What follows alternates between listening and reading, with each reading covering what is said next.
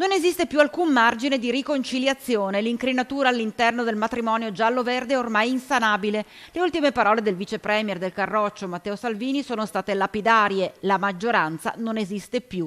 C'è da chiedersi, visto tutto quello che è successo sino ad oggi, se sia mai esistita, perché questa alleanza era il classico castello di sabbia, bello, chissà che duri, ma si sapeva sin da subito che la marea se lo sarebbe portato via.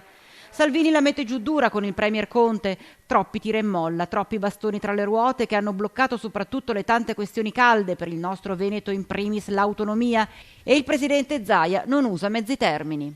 La fine di questa esperienza governativa è la fine di un'agonia, purtroppo è così.